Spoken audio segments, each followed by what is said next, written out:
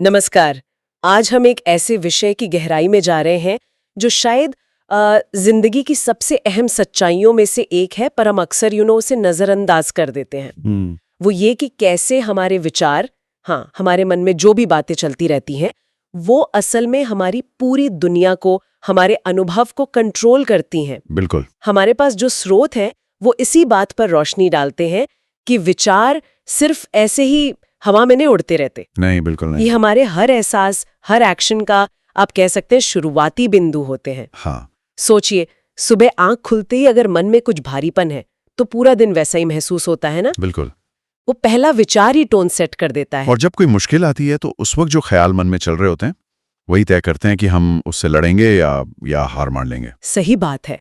स्रोत ये भी बताते हैं कि हम लोग अक्सर बाहर उंगली उठाते हैं, देखो हालात ऐसे हैं, या फला इंसान की वजह से, या किस्मती खराब है। हाँ, दोष देना आसान लगता है, पर हम अपने मन के अंदर जो कंट्रोल रूम है उसे नहीं देखते, जहां ये विचार पल पल कहानी गढ़ रहे हैं। बिल्कुल। और ये मनोविज्ञान का एक बहुत ही बुनियादी लेकिन शक्तिशाली सिद्धांत है। हाँ।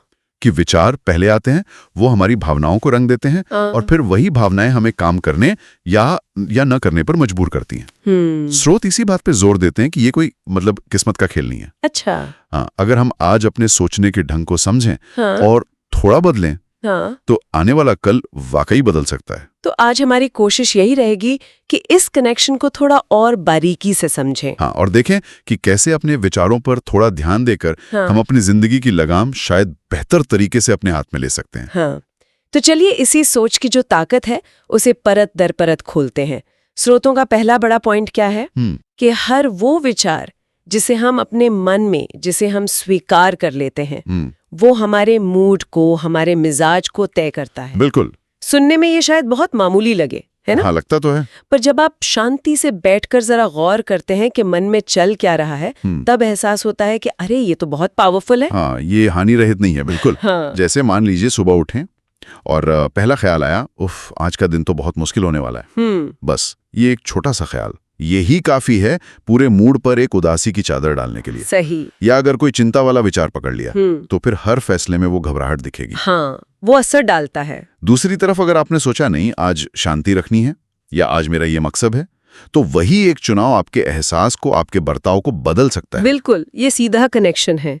और देखिए, मनोविज्ञान भी तो यही कहता है। हाँ, कि हमारी भावनाएं हमारी सोच के पीछे पीछे चलती हैं। जैसे कोई कहता है मुझे आज अच्छा महसूस नहीं हो रहा, तो असल में वो अनजाने में शायद निराशा या चिंता वाले विचारों को ही मन में दोहरा रहा होता है। अच्छा। और जब कोई आत्मविश्वास से भरा महसूस करता है तो जाहिर है उसके मन में वैसे ही मजबूत पॉजिटिव विचार चल रहे होते हैं। तो हमारा मूड एक तरह से आईना है हमारी सोच का। बिल्कुल सही, एकदम आईना। तो फिर यहाँ सबसे अहम चीज क्या हुई? मेरे ख्याल से ध्यान देना है ना, नोटिस करना। हाँ बिल्कुल, जागरूकता। क्योंकि ज्यादातर समय तो हमारे विचार आते हैं, जाते हैं, हम उन पे ध्यान ही नहीं देते। हाँ, ऑटो पायलट मोड में चलते रहते हैं। और फिर शाम को सोचते हैं कि अरे आज का दिन हाथ से कैसे निकल गया। जबकि असलियत ये है कि हमारी सोच हाथ से निकल गई थी। और ये बात भी बड़ी दिलचस्प है कि विचारों का असर सिर्फ दिमाग तक नहीं रहता, इनका सीधा असर शरीर पर पड़ता है। अच्छा, कैसे? सोचिए, जैसे असफलता का डर। जब आप सोचते हैं कहीं मैं फेल ना हो जाऊं तो सीने में एक भारीपन सा महसूस होता है ना? हाँ, होता है। या किसी के जज करने का ख्याल, पेट में जैसे कुछ अजीब सी हलचल होने लगती है। सही कह रहे हैं। वहीं दूसरी तरफ जब आप कुछ अच्छा करने या आगे बढ़ने का सोचते हैं तो शरीर में जैसे एक एनर्जी सी महसूस होती है। हाँ, एक हल्कापन आता है। बिल्कुल। तो विचारों पर ध्यान देना सिर्फ मेंटल हेल्थ का मामला नहीं है, ये फिजिकल हेल्थ से भी जुड़ा है। बिल्कुल। और अच्छे और बुरे दिनों का फर्क भी शायद यही है। हाँ। कोई दिन होता है जब सब कुछ हल्का फुल्का लगता है, बिना किसी खास वजह के आप खुश होते हैं। हाँ। उस दिन अगर आप अपने विचारों पर गौर करें तो वो शायद उम्मीद भरे, सुकून वाले होते हैं। सही। और जिस दिन सब भारी लगता है, चिड़चिड़ापन होता है, उस दिन मन में क्या चल रहा होता है?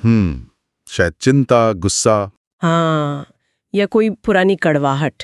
तो मूड कहीं न कहीं विचारों की क्वालिटी का ही नतीजा है। बिल्कुल, सीधा नतीजा। तो फिर रास्ता क्या है? हाँ, यही सवाल है। स्रोतों के मुताबिक पहला कदम तो यही है कि विचारों को आते जाते देखो, उन्हें पकड़ो, फिर उनसे एक सवाल पूछो, क्या ये विचार मेरे लिए फायदेमंद है? क्या ये मुझे आगे ले जा रहा है? अच्छा। और फिर फैसला करो। अगर जवाब हाँ है तो ठीक है, उसे रहने दो। और अगर नहीं तो उसे बदलने की कोशिश करो।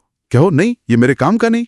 ये एकदम से नहीं होगा, अभ्यास लगता है। हाँ, प्रैक्टिस तो चाहिए होगी। लेकिन हर बार जब आप एक बेकार विचार को हटाकर एक बेहतर विचार चुनते हैं, आप बेहतर महसूस करते हैं।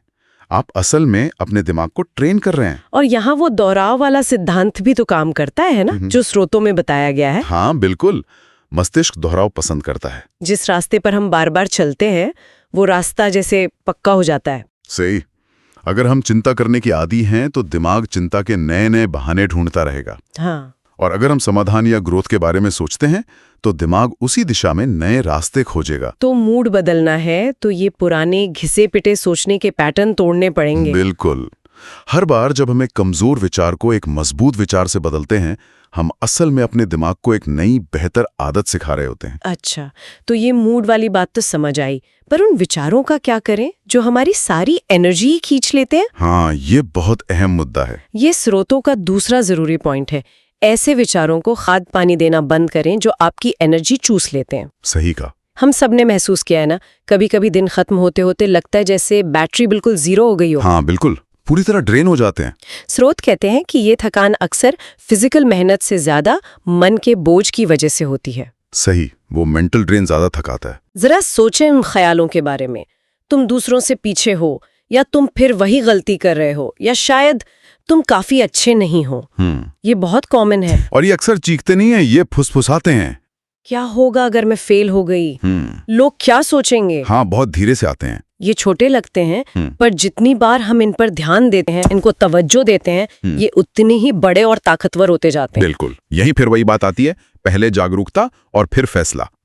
सबसे पहले तो ये पहचानना जरूरी है कि कौन से विचार आपकी एनर्जी खत्म कर रहे हैं। ठीक है। फिर ये पक्का इरादा करना कि आप उन्हें फीड नहीं करेंगे, मतलब उन्हें अपनी तवज्जो देकर और बड़ा नहीं बनाएंगे। हर विचार हमारे ध्यान के लायक नहीं होता। बिल्कुल नहीं, ये चुनना सीखना पड़ता है। फीड करने और स्टार्व करने में क्या फर्क है यहाँ? देखिए, फीड करने का मतलब है उस विचार के साथ बैठ जाना, उसे बार बार सोचना, उस पर यकीन करना, उसे अपने ऊपर हावी होने देना।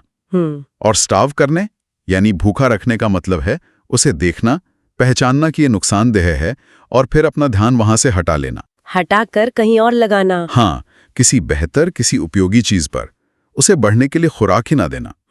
ये एक छोटा सा मानसिक शिफ्ट आपकी बहुत सारी एनर्जी बचा सकता है। सोचिए, अगर ऐसा करें, मान लीजिए ख्याल आता है तुम ये काम कभी पूरा नहीं कर पाओगे। पहले शायद आप इस पर घंटों सोचते, परेशान होते। हाँ, अटक जाते उसी में। लेकिन अब आप रुकते हैं, पहचानते हैं कि ये एनर्जी खींचने वाला विचार है और खुद से कहते हैं, नहीं, ये सोच मेरे किसी काम की नहीं है। आप उस पर टिके रहने से इनकार करते हैं और उसकी जगह एक सीधी सच्ची बात सोचते हैं, जैसे मैं अभी इस काम का अगला छोटा कदम उठा रही हूँ। बिल्कुल, एक्शन ओरिएंटेड। बस उसी पल आपने उस नेगेटिव विचार की ताकत छीन ली। वो एनर्जी जो वो चुराने वाला था वो बच गई। सही। और हमारी मानसिक ऊर्जा बहुत कीमती है। हाँ, ये तो है। इसी से हम सीखते हैं, कुछ नया बनाते हैं, रिश्ते निभाते हैं, आगे बढ़ते हैं।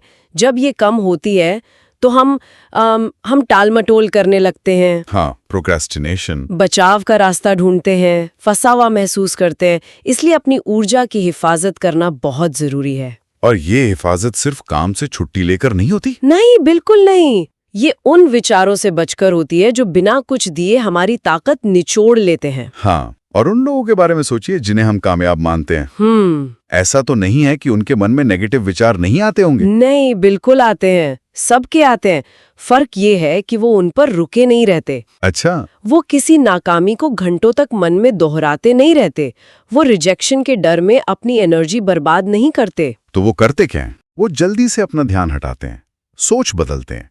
ये कोई जादू नहीं है, ये एक सीखी हुई आदत है, एक अनुशासन है कि अपने मन को क्या खिलाना है और क्या नहीं। बिल्कुल। तो इसका अभ्यास कैसे करें?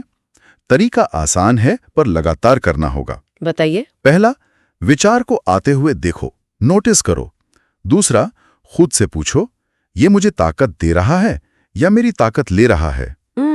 तीसरा, अगर ये ताकत ले रहा है तो फैसला करो कि इस पर और ध्यान नहीं देना है। अपना फोकस किसी सच्ची, अच्छी या काम की बात पर लगाओ। सुनने में तो ये छोटा लगता है। हाँ, छोटा लगता है, लेकिन ऐसे रोजाना के छोटे छोटे फैसले ही जिंदगी में बड़ा बदलाव लाते हैं। ये कंपाउंड होता है। ये एनर्जी बचाने वाली बात, ये सीधा जुड़ती है हमारे तीसरे पॉइंट से, अच्छा, जो स्रोतों ने उठाया है। जब आपका मन वही पुराने शक या संदेह दोहराए तो खुद को पकड़ें। हाँ, ये शक, ये बड़े अजीब होते हैं। बार बार आते हैं, है ना?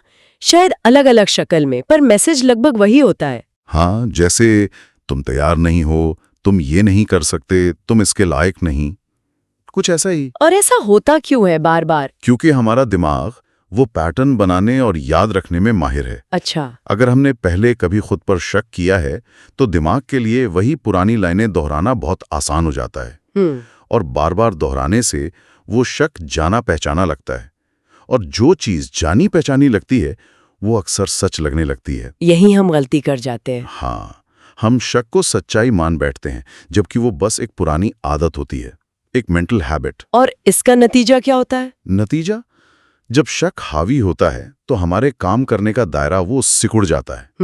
हम नए मौके लेने से डरते हैं, हम आगे बढ़ने की बजाय पीछे हटने लगते हैं। उन दरवाजों को खटखटाने से हिचकिचाते हैं जो शायद खुल सकते थे। बिल्कुल। तो यहाँ भी जैसा हमने पहले कहा, जागरूकता मतलब देख पाना, वही पहला कदम है। शक को उसी पल पकड़ लेना जब वो घुसने की कोशिश कर रहा हो। हाँ, दिक्कत ये है कि हमें से ज्यादातर लोग ऑटो पायलट पर जीते हैं, मन में शक चलते रहते हैं और हमें पता भी नहीं चलता। तो उपाय क्या है? पकड़ें कैसे? पहला, थोड़ा धीमे हो, अपने अंदर की आवाज को सुने। दूसरा, जैसे ही शक वाला विचार आए, जैसे तुम शायद फेल हो जाओगे, हाँ बिल्कुल, उसे पहचाने, अनदेखा ना करें। तीसरा, उसे चुनौती दें। चुनौती दें कैसे? खुद से पूछें, क्या इस शक का कोई ठोस सबूत है? क्या कोई फैक्ट है, या ये बस मेरा पुराना डर है जो फिर से सामने आ गया है? ज्यादातर मामलों में आप पाएंगे कि ये बस एक पुरानी रिकॉर्डिंग है जो बज रही है, कोई ठोस आधार नहीं है उसका। और यहाँ भी वो दोहराव वाले बात काम करती होगी। हाँ बिल्कुल, दोहराव यकीन बनाता है, चाहे वो यकीन नेगेटिव हो या पॉजिटिव। अच्छा। अगर आप बार बार शक दोहराएंगे तो दिमाग उसे सच मान लेगा, लेकिन अच्छी बात यह है कि आप इसे उलट भी सकते हैं। कैसे? अगर आप शक को पकड़कर उसकी जगह एक मजबूत सच्ची बात दोहराते हैं, जैसे मैंने तैयारी की है, या मैं कोशिश तो कर सकती हूँ, या हर कोई कभी ना कभी गलती करता है, तो धीरे धीरे दिमाग उसे सच मानने लगेगा, जैसे एक एथलीट करता है खेल से पहले। हाँ, वो विजुअलाइज करते हैं। हाँ, शक आता है, कहीं गड़बड़ ना हो जाए। अगर वो इस पर ध्यान देता है तो परफॉर्मेंस बिगड़ सकता है। सही। लेकिन अगर वो उसे पकड़कर कहता है, नहीं मैंने ट्रेनिंग की है, मुझे पता है क्या करना है, तो उसका आत्मविश्वास बढ़ जाता है। एक तरीका ये भी हो सकता है शायद कि आप अपनी शक वाले विचारों को लिखना शुरू करें। हाँ, ये बहुत अच्छा तरीका है। जब भी आए नोट कर लें। आप शायद हैरान होंगी देखकर कि वो कितनी बार एक ही थीम दोहराते हैं। हाँ, पैटर्न साफ दिखने लगता है, आपकी काबिलियत, आपकी कीमत, आपका भविष्य, बार बार वही। और जब आप इस पैटर्न को साफ साफ देखते हैं तो उन्हें सीरियसली लेना थोड़ा मुश्किल हो जाता है। हाँ, अब सोचने लगते हैं, अरे ये तो वही पुरानी कहानी है। और देखिए, जब आप शक को पकड़ लेते हैं तो आप उस विचार और अपनी प्रतिक्रिया के बीच एक खाली जगह बना लेते हैं, एक स्पेस। अच्छा, स्पेस। हाँ, उस खाली जगह में आपकी ताकत है, चुनने की ताकत। चुनने की। हाँ, आप तय कर सकते हैं, ये विचार बस एक विचार है, ये मैं नहीं हूं, मैं इसे कंट्रोल नहीं करने दूंगा। शक आपको रोकने आता है, रास्ता दिखाने नहीं। अगर आप उसे सच मान लेते हैं वो जीत जाता है, अगर आप उसे पकड़ लेते हैं आप जीत जाते हैं। ये बात बहुत जरूरी है, और ये हमें लाती है हमारे आखिरी चौथे पॉइंट पर। हाँ। जो स्रोतों में उभर कर आया है। उन विचारों को चुनौती दें जो आपको छोटा बने रहने को कहते हैं। ये भी बहुत आम है। ये वो अंदर की आवाज है जो फुसफुसाती है, ज्यादा आगे मत बढ़ो, भीड़ से अलग मत दिखो, ऊंचे सपने मत देखो। हाँ, सेफ रहो, रिस्क मत लो। सुनने में ये आवाज जैसे हमारी हिफाजत कर रही हो, है ना? हाँ, लगती तो प्रोटेक्टिव है, पर असल में ये हमारी तरक्की को, हमारी ग्रोथ को रोक रही होती है। ये विचार आते कहाँ से हैं? अक्सर ये बहुत गहरे बैठे होते हैं। ये शायद पुराने बुरे अनुभवों से, किसी की कही हुई आलोचना से, या सालों पुराने किसी डर से जुड़े होते हैं। अच्छा। जब भी आप कुछ नया करने, अपने कंफर्ट जोन से बाहर निकलने की सोचते हैं, तो दिमाग इन पुरानी यादों को सबूत की तरह पेश करता है। देखो, पिछली बार भी ऐसा हुआ था। हाँ बिल्कुल, लेकिन ये समझना जरूरी है, ये सच्चाई नहीं है। ये यादें और डर हैं जिन्हें सच्चाई का नकाब पहना दिया गया है। तो इन्हें चुनौती कैसे दें? सवाल पूछकर, सीधा सवाल। कैसे? जब विचार आए, तुम इस लायक नहीं हो या तुम तैयार नहीं हो, रुकिए और पूछिए, क्यों नहीं?